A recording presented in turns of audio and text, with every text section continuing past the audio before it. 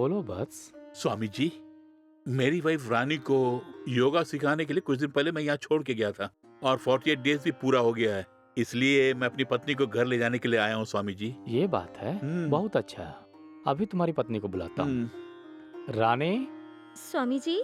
थोड़ा यहाँ आओ। हाँ, अभी आई। जल्दी आओ। स्वामी जी, बैठ जाओ।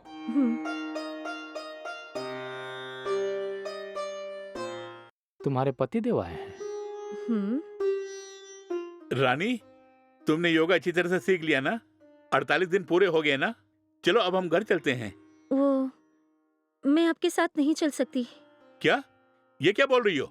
48 दिन तो पूरे हो चुके ना, अब तक योगा क्लास पूरा नहीं हुआ क्या? वो सब तो पूरा हो गया, लेकिन मैं घर नहीं चलूंगी। अरे ये क्या बोल रही हो तुम मेरे साथ घर नहीं चलोगी? ये क्या हो गया तुम्हें? देखो बस, तुम्हारी पत्नी तुम्हारे घर से ज्यादा इस आश्रम में रहना पसंद करती है। हाँ? क्यों, मैंने ठीक कहा ना? हाँ स्वामी जी। ये क्या हो गया तुम्हें? बहकी बहकी बातें क्यों कर रही हो? सिर्फ 48 दिन ही यहाँ रहना काफी है, ऐसे स्वामी जी ने बोला, याद है ना? इसीलिए मैं तुम्हें यहाँ छोड़ के अकेले घर चला गया ना, और ये 48 दिन कब खत्म होंगे इसी के इंतजार में था मैं प्यार से तुम्हें यहाँ लेने के लिए आया हूँ और तुम आने से इनकार कर रही हो। ये तुम्हें शोभा देती है? बोलो, क्यों इनकार कर रही हो? मुझे हमारे घर चलने में इच्छा नहीं है, मैं इसी आश्रम में रहूंगी। स्वामी जी के साथ ही रहने का मैंने निर्णय लिया है। आप जाइए अभी।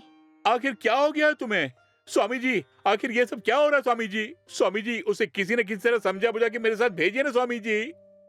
इसमें मैं कुछ नहीं कह सकता, ये उनका फैसला है, मैं टांग नहीं अड़ा सकता।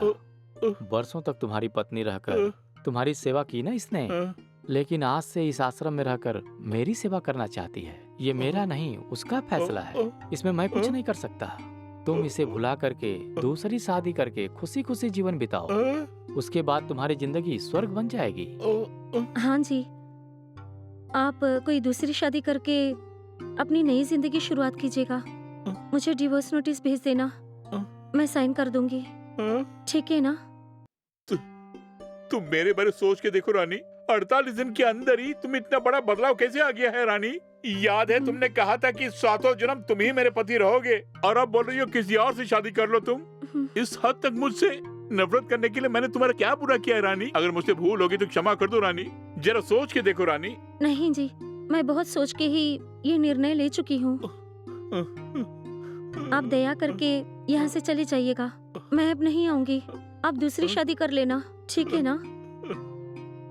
ओए स्वामी जी, तेरे भरोसे ही मैंने अपनी वाइफ को तेरे यहाँ 48 दिन छोड़ के गया था, लेकिन मेरी वाइफ का ब्रेन वॉश करके मुझे उससे जुदा कर दिया ना। मेरा श्राप तुझे कहीं के नहीं छोड़ेगा, एक ना एक दिन तुम्हें तुम्हारे कर्मों का हिसाब जरूर चुकाना पड़ेगा।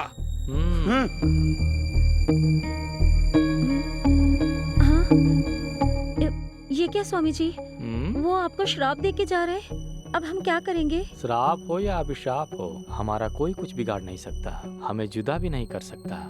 अब हम दोनों दो से एक होकर खुश रहेंगे। ओके स्वामी जी।